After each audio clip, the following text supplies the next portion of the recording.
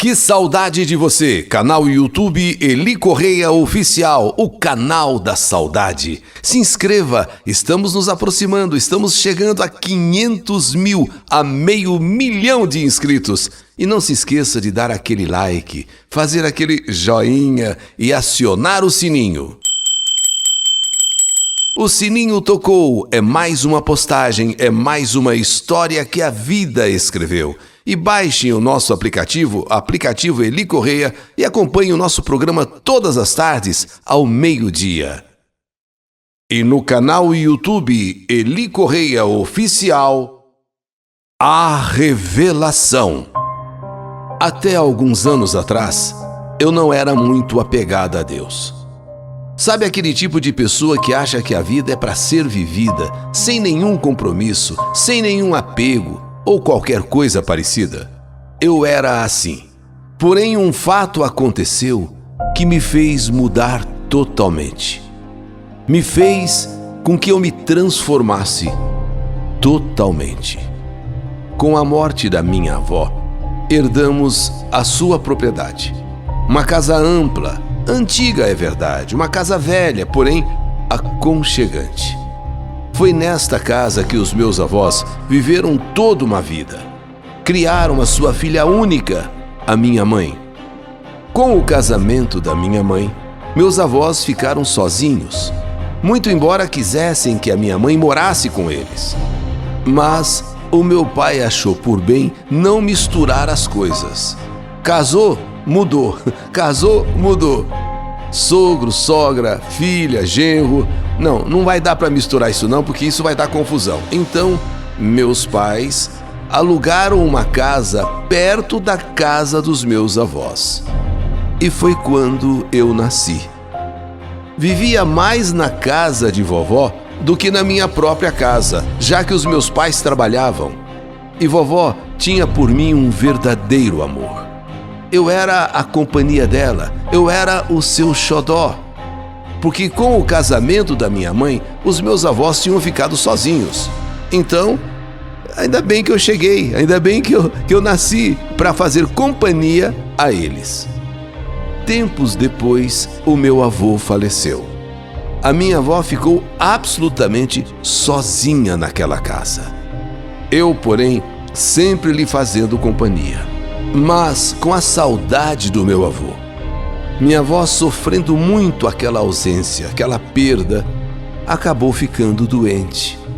E antes de me ver casada, que era o seu sonho, sim, ela dizia: eu quero ainda te ver lá no altar, ainda quero te ver vestida de noiva, se casando, esse é o meu sonho. Mas antes de realizar esse seu sonho, vovó veio a falecer. Com a morte de vovó, a casa ficou como herança. Herança para nós, herança para os meus pais, herança para mim. A casa, enfim, ficou como herança para a nossa família. Foi quando então os meus pais resolveram que era hora de tomar posse daquele imóvel. E fomos morar naquela casa. Casa que durante uma vida inteira pertenceu aos meus avós e à minha mãe. A minha mãe só saiu daquela casa quando se casou. Embora meus avós quisessem até que ela morasse com eles, mas o meu pai disse que não queria misturar as coisas. Mas com a morte dos dois, então era hora de assumir e nós moramos naquela que foi a propriedade dos meus avós. Nessas alturas, eu já estava noiva. Nessas alturas eu tinha crescido, tinha encontrado um namorado, estava noiva. E a princípio eu moraria com os meus pais, até eu e o meu noivo termos condições de comprar a nossa própria casa. A princípio, portanto, eu e o meu marido, vamos dizer assim, moraríamos naquela casa que era dos meus avós, que foi dos meus avós, e agora pertencia a nós. Numa noite, eu comecei a ouvir passos na laje.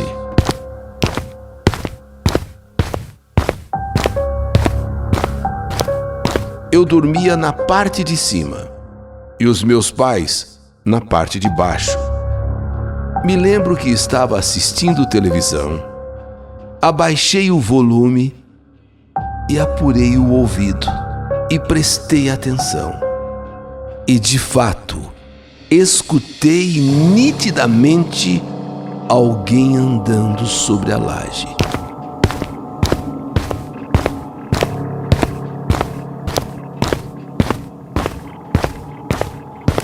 Sabe quando você abaixa o volume e você fica alerta? E aqueles passos. Chamei os meus pais. Como eu disse, meus pais tinham o quarto na parte de baixo, o meu quarto na parte de cima. Meu pai subiu, não ouviu nada, mas assim mesmo foi até a laje para conferir e não havia ninguém. Talvez, quem sabe, fosse coisa da minha cabeça. Quem sabe? Mas nesta noite a verdade é que eu não dormi mais. Porque apesar de não ter ninguém, aqueles passos eu tinha gravado. Foram passos muito nítidos, sabe? Não podia ser uma coisa da minha cabeça. Eu escutei, eu ouvi. Eu tanto abaixei o volume da televisão para escutar direitinho e escutei. Então não podia ser coisa da minha cabeça. Mas meu pai veio, não ouviu nada, subiu na laje, não tinha ninguém. Quando amanheceu o dia, eu levantei e comentei com meu pai, comentei com a minha mãe. Mas tudo ficou por isso mesmo. Quer ver que é um sonho que você teve? Quer ver que você imaginou? Bom, coisas desse tipo. Uma semana depois, eu até tinha esquecido daquela noite.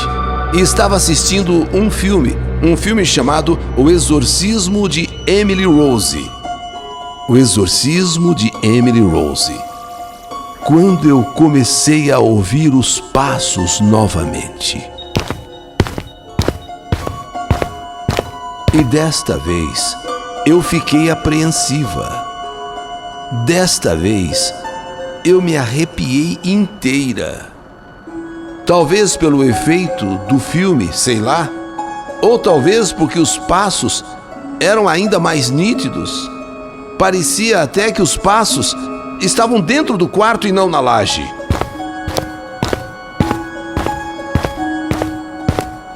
Nessa hora, eu gritei pelo meu pai mais uma vez.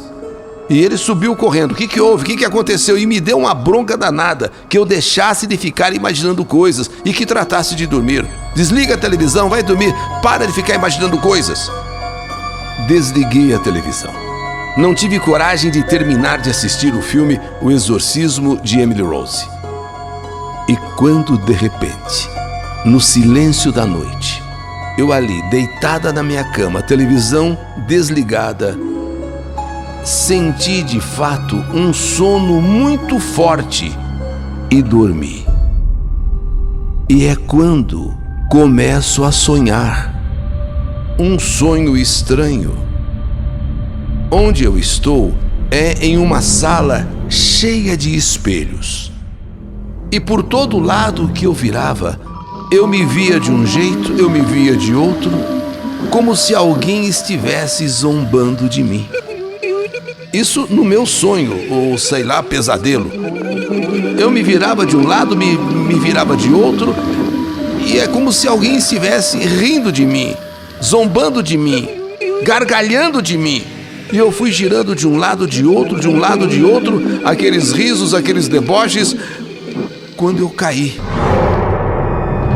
Quando eu caí, isso tudo no sonho, quando eu caí. E sou acordada pela minha avó. Lúcia, Lúcia, minha filha, Lúcia, minha neta querida. No meu túmulo tem uma revelação, Lúcia. Vai lá no meu túmulo, vai lá, vá até o cemitério. Lá tem uma revelação. No meu túmulo, Lúcia. Lúcia, minha neta adorada, minha filha querida. Lúcia, no meu túmulo tem uma revelação. Uma revelação, Lúcia. Vai lá, no meu túmulo, lá no cemitério. Vai lá, filha, vai lá. A vovó te ama, a vovó te ama. Acordei desesperada, minha cama molhada de suor, o meu pijama encharcado e eu apreensiva, ofegante. Eu ainda ouvia a voz da minha avó ecoando no quarto: "A vovó te ama, a vovó te ama", e ela ainda pedindo que eu fosse ao túmulo dela lá no cemitério. Ela pedindo que eu fosse ao túmulo lá no cemitério, que lá tinha um recado, uma revelação. Eu só sei que eu não dormi mais depois disso. Porém, também não quis falar nem para minha mãe, nem para o meu pai, porque eles já estavam meio nervosos com essas coisas minhas. Afinal, tudo parecia da minha cabeça. O meu pai falou, a minha mãe também concordou, que isso era coisa da minha cabeça, então não vou falar nada do que aconteceu comigo. Nem tampouco tive coragem de conversar sobre isso com o meu noivo. Não, eu não tive coragem nem de falar com ele. Ele também ia dizer que eu tô ficando louca, eu tô ficando doida. Porém, eu escutava o tempo todo aquele final do meu sonho: Lúcia, Lúcia, a vovó te ama, minha filha, a vovó te ama. Vá ao cemitério, no meu túmulo tem uma revelação. Tem uma revelação para você, minha filha. Sem dizer nada para ninguém, nem para os meus pais, nem para o meu noivo, ao invés de ir trabalhar aquele dia, eu fui de fato ao cemitério e procurei o túmulo da minha avó.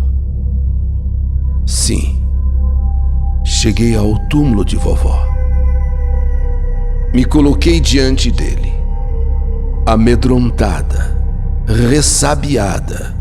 Eu ainda escutava aquele eco na minha cabeça: vai no cemitério, Lúcia, lá no túmulo, no meu túmulo tem uma revelação para você.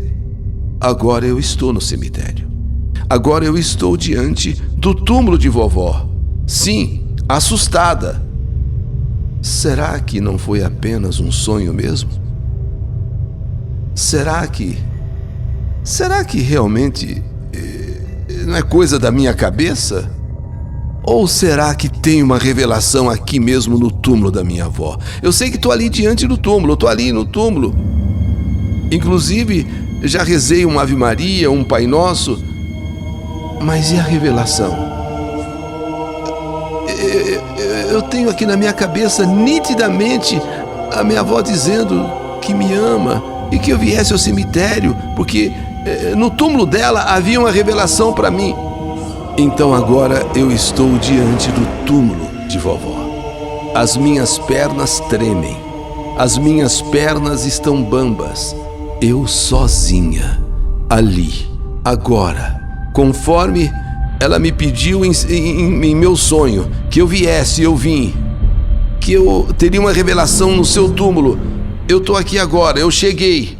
A princípio, eu não vi nada que pudesse me revelar alguma coisa. Eu ajoelhei, comecei a rezar uma Ave Maria pela minha avó, comecei a rezar um Pai Nosso, e enquanto eu estou rezando ajoelhada, eu estava até receosa de fechar os olhos, mas geralmente quando a gente reza, a gente fecha os olhos, né? Para ficar mais concentrada. Até que por fim eu fechei os olhos, orando, rezando. E quando eu abri os meus olhos, num canto do túmulo, mas num canto assim bem assim escondido, bem assim, vamos dizer, camuflado, eu percebo algo diferente. Dei a volta, olhei bem para aquela terra meio mexida, naquele canto da cova, meio escondido ali, e com um graveto, eu procurei e encontrei ali do lado, sabe, um graveto? Eu comecei a mexer. Sim, com aquele graveto, eu comecei a cavucar, a cutucar ali aquela terra que de todo o túmulo era o único cantinho que estava meio diferente. Como sabe, uma terra meio mexida, e eu agora comecei a cutucar ali. Era uma terra ainda fofa. Não há muito tempo alguém mexeu ali. Porém, quem mexeu procurou disfarçar o máximo possível para não chamar a atenção. E mexendo naquilo, e só podia ser ali, se alguma coisa existisse, porque era o único lugar do túmulo que dava uma sensação de terra mexida. E quem mexeu procurou disfarçar, esconder o máximo possível. E foi mexendo com aquele graveto, que eu fui cutucando com aquele graveto, aquela terra mexida, que eu paro. Por um instante me faltou a respiração. Parece até que eu ia desmaiar. As minhas vistas meio que escureceram. Para meu espanto, naquela terra fofa, mexida e meio que escondido no túmulo, ali eu com aquele graveto, mexendo ali, de repente surge uma foto minha. Sim, uma foto minha. Eu perdi quase a respiração, quase que eu perdi o ar. Uma foto minha, enterrada junto uma cruz de cabeça para baixo. A minha foto enterrada junto com uma cruz de cabeça para baixo. Mas o mais terrível, o mais chocante, que mexendo um pouco mais, um sapo com a boca costurada e com o meu nome dentro desta boca. O meu nome dentro, estava ali, inclusive dava para se ver um pouco do papel. O sapo com a boca costurada e dentro da boca do sapo o meu nome. Estava ali a revelação. Vovó, mesmo no além, mesmo em outra vida, agora ali estava a revelação. Então não era coisa da minha cabeça, não. Era algo que vovó estava querendo me alertar, querendo me dizer.